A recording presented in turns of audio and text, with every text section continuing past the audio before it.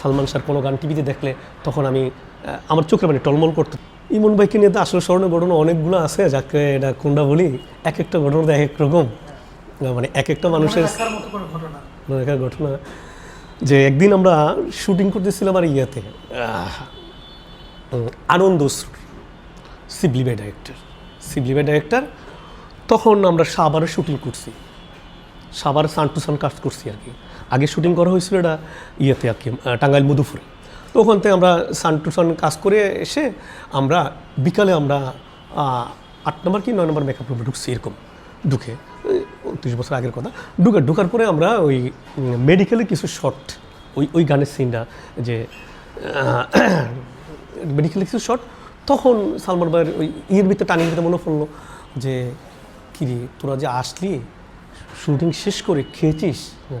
তখন ওই মুহূর্তে ওই যে তার ইয়ে ছিল আর কি, আবুল নামে ইয়ে ছিল, ড্রাইভার ছিল, কাবুলকে ডাক, এই ওদেরকে কিছু টাকা দিয়ে তোরা বাইরে খেয়ে নে, যেটা পার্টি করোনা পার্টি খাবার রাখছি রেডি করে, কিন্তু গাড়ি আসতে দেরি হচ্ছে।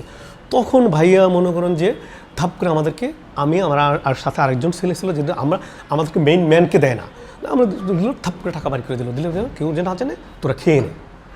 আমরা না প্রথম মানে অবাক হয়ে গেলাম যে ভাইয়া আমাদের খাই না, আমাদের মুখটা শুকনা, কিরে তোদের কেমন লাগতেছে কেন, আমাদেরকে ফিল করলো কেমন, আমাকে বুঝতে পারলো কেমন। পরে এত মানুষের ভিড়ে মানে আপনার একটা ইউনিটে কিন্তু 30-40 জন মানুষ থাকি, মানে সব কলা কৌশলী নিয়ে, তো এর ভিতরে ডাবল শিফট শুটিংয়ে আমরা তো বেশি লোক হবেই। তখন এই আর কি এই জিনিসটা আমার কাছে খুব কাদায় আসলে অত্যন্ত, মানে এত সফট মাইন্ডের মানুষ ছিল। মানে আমাকে তো একটা সময় মানুষ রাস্তা দিয়ে হেঁটে যেতে, অথবা আমি যে বাড়িতে থাকতাম, গ্রামে থাকতাম, সালমান শাহর কোনো গান টিভিতে দেখলে তখন আমি আমার চোখের মানে টলমল করতো। তখন এই আমার দুঃসম্পর্কের আত্মীয় স্বজন বলতো, এই দেখ ওর দিকে তাকানো যাবে না, দেখিস ওইটা যাবে গিয়া, আমি ওইটা চলে যেতাম। কারণ মানে আসলে আমি নিজেকে তখন কন্ট্রোল রাখতে পারি নাই।